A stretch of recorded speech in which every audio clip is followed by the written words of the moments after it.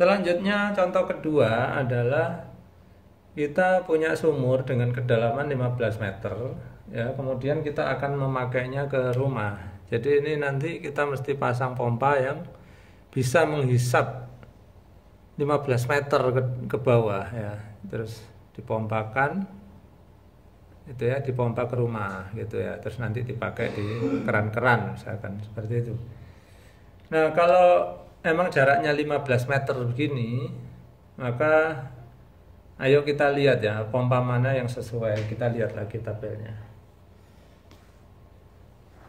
Nah, ini karena kedalaman 15 meter, kita tidak bisa memilih dari tabel yang pertama ini ya. Ini karena semuanya adalah pompa sumur dangkal. Maka kita pindah ke tabel berikutnya. Nah, ini adalah pompa sumur dalam. Ini punyanya Sanyo juga. Nah, ini adalah modelnya, dia model jet pump ya. Model jet pump itu ditandakan apa kan? Biasanya itu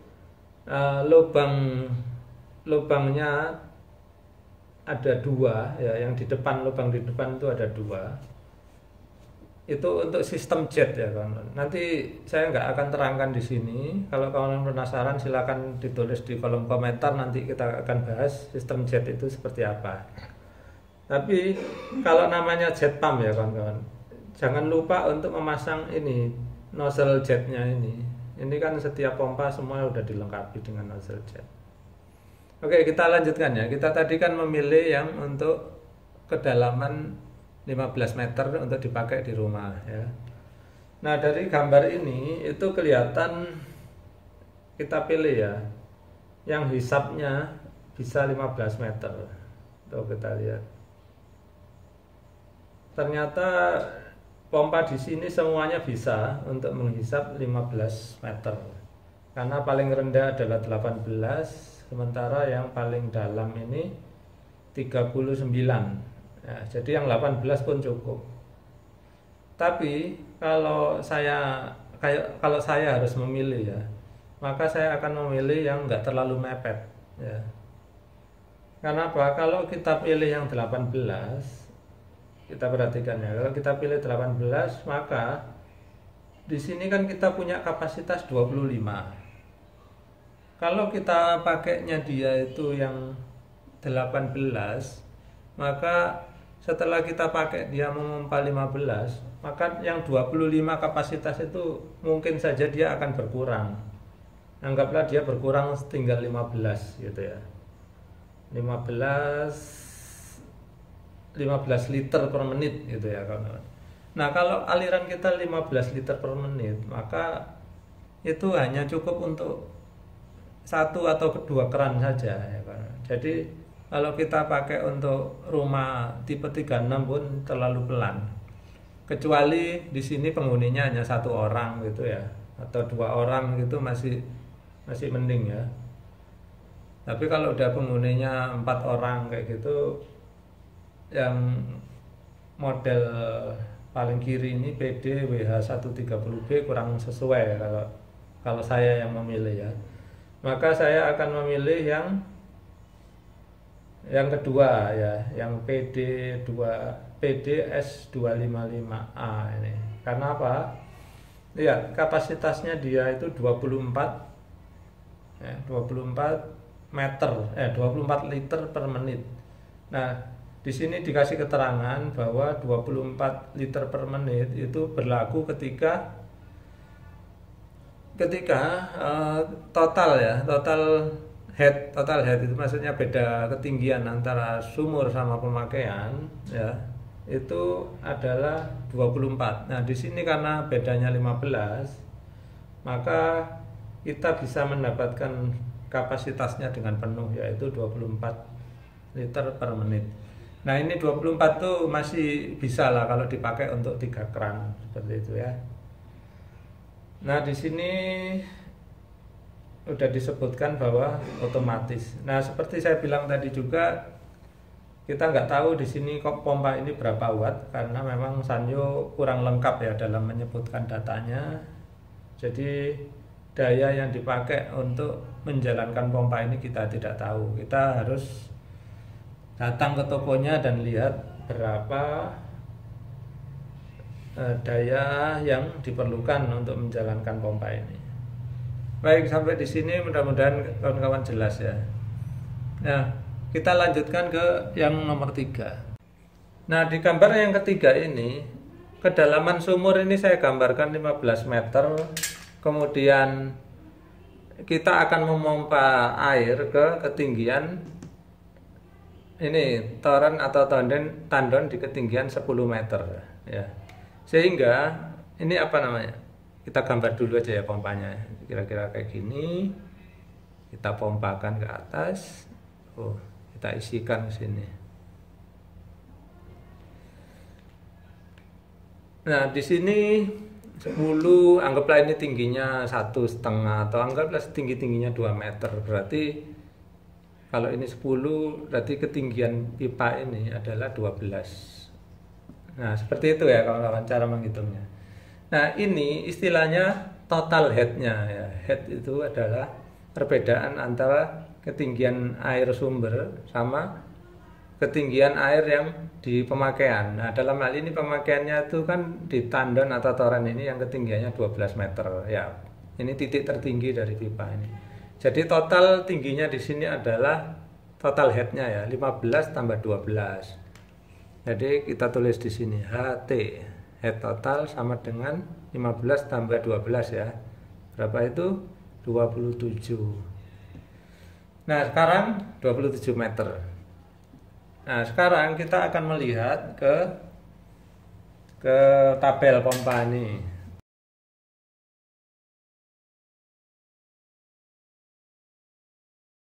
Oke, kita coba, kita akan pilih, misalkan kita akan pilih PDH255JP. Nah, di sini kita lihat ya, dia itu 26 meter HT. Itu artinya apa? Kalau ini ketinggiannya 26 meter, maka alirannya dia itu bisa 24 liter per menit. Ya. Nah, sehingga kalau misalkan dia ini 27, maka alirannya akan berkurang, misalkan menjadi anggaplah 20 liter per menit. Jadi seperti itu kawan-kawan cara menghitungnya ya. Nah, di sini Sanyo tidak menyediakan informasi yang lengkap seperti grafik performance, maka kita hanya memakai kira-kira. Dalam hal ini kita bisa memilih yang model ini PDH255JP ini ya. Nah, kemudian untuk perkenalan aja kawan-kawan ya, saya juga membuat tabel ini pompa-pompa ini semi jet ya, semi jet pump punyanya merek Shimizu. Kalau kawan-kawan ingin tabelnya ini, tulis di kolom komentar ya, nanti akan saya attach di Google Drive sehingga kawan-kawan bisa mendownloadnya. Kalau nggak ada yang minta ya saya nggak perlu bagiin lah ya. Nah, ini semi jet pump ini tentu hisapannya nggak setinggi jet pump ya. Kalau jet pump tadi itu kan ada yang sampai 39 ya, minimal paling rendah berapa? 18. Nah, di sini yang semi jet pump ini hisapannya paling dalam 11 meter ya kawan-kawan. Nah, tapi sudah tahu lah ya bagaimana cara mempergunakan tabel ini, karena tadi kan kita udah pelajari. Nah, kasus terakhir nih ya, misalkan, atau mungkin belum terakhir ya, misalkan kita punya sumur ya, dibor terus nggak dapat, terakhir ternyata kita ini dapatnya kedalaman 100 meter gitu ya, maka tidak ada pompa lain yang bisa menjalankan selain yang model submersible ya kawan-kawan. Jadi submersible itu pompanya dicelupkan ke sana ya, ke dalam air seperti itu. Kemudian dia akan dipompakan saya anjurkan ya, dipompakan ke toren atau ke tandon gitu. Nah, di sini nanti akan dikontrol memakai level switch atau biasa kita sebutnya radar ya. Nah, seperti itu. Nah, di sini saya akan dulu menyebutkan bahwa di video sebelumnya ya, kenapa saya tidak menganjurkan submersible pump ini ya, pompa celup ini saya tidak menganjurkan untuk memakai otomatis pressure switch ya. Karena apa? Pemakaian pressure switch itu akan membuat ini sering nyala mati ya pompa ini. Sedangkan dia tempatnya itu sangat dalam. Bayangkan ya kawan-kawan, ini kedalamannya 100 meter lebih. Kalau terjadi sesuatu, itu repairnya itu mahal kita ya. Manggil tukangnya mahal, narik ke atas itu terus di repair. Sehingga saya anjurkan memakai tipe kayak gini, pakai radar aja, karena dia akan jarang nyala matinya. Dia akan nyala kalau radarnya sudah mencapai level rendah. Kemudian dia akan mati kalau sudah hampir penuh gitu ya. Sehingga dia nyala matinya frekuensinya tidak terlalu sering. Kenapa? Kalau terlalu sering ya bagaimanapun sesuatu yang sering nyala mati itu pasti umurnya akan lebih pendek dibandingkan yang jarang nyala mati gitu. Alasan yang kedua, pompa submersible ini apalagi yang dalam sampai 100 meter itu wattnya sangat tinggi, dia lebih dari 1000 watt, sehingga kalau dipakai menyala mati pakai pressure switch itu listrik di rumah kita mungkin nggak kuat ya, sehingga jepret-jepret atau jeglek-jeglek terus itunya apa break MCB-nya gitu. Makanya saya anjurkan pakai ini,